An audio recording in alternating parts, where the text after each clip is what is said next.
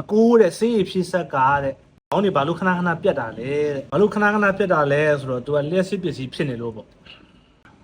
ဆေးရဖြစ်တဲ့ဆက်တွေကအများစုကတော့သူ့ရဲ့ခေါင်းကိုဘေးကရာဘာလေးဖွင့်မယ်ဆေးရထည့်မယ်ရာဘာလေးလုံအောင်ပိတ်မယ်တစ်မိနစ်လောက်ထားလိုက်မယ်ဂွန်းထဲကိုဆေးရစိတ်သွားပြီဆက်မှာထည့်ပြီးတောက်လို့ရရင်အဲ့တော့မချို့ဆက်တွေကကျတော့ဆေးရဖြစ်ဆက်ကိုသူကဘေးမှာ air flow လေးပါတယ်အပေါက်လေးပေါ့ဒီလိုဖွင့်ပိတ်လေးလုပ်လို့ရတယ်ဖွင့်ထားလို့ရှိရင်တော့အငွေ့ပိုများတယ်ပိတ်ထားလို့ရှိရင်တော့အငွေ့နည်းမယ်ပေါ့နည်းနည်းပိုပြင်းမယ်ပေါ့အဲ့တော့မှတချို့ digital လေးပါတဲ့ဆက်တွေကျတော့သူခလုတ်လေးတွေပါတာရှိတယ်ပေါ့ဘောင်းတန်းထည့်ပြီးတော့တောက်လို့မရသေးဘူးသူခလုတ်ကို9ချက်စတိုင်းနှိပ်ပေးရတယ်1 2 3 4 5ပေါ့ခလုတ်9ချက်စတိုင်းနှိပ်လိုက်ရင်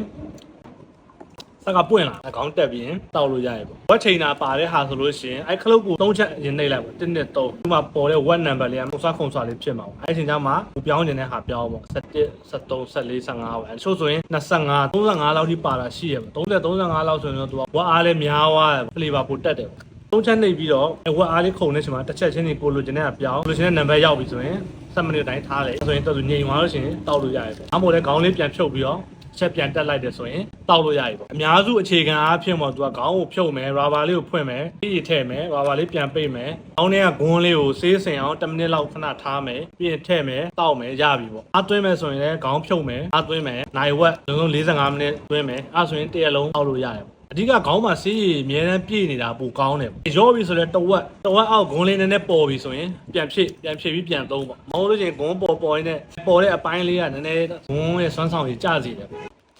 အမေပြီးတော့ဆေးရလုံးဝမရှိပြတောင်းမိရင်တော့တေချာပေါ့ခေါင်းကတော့ဂွန်းလောင်ပြီအဲဆိုရင်တော့ခေါင်းလုံးလဲရတဲ့ဟာရှိသလိုတချို့ကအဲဂွန်းပါတဲ့ coin လေးပဲလဲရတာလည်းရှိတယ်အဲ့ဒါလေးက view ဆိုင်ရမှာပေါ့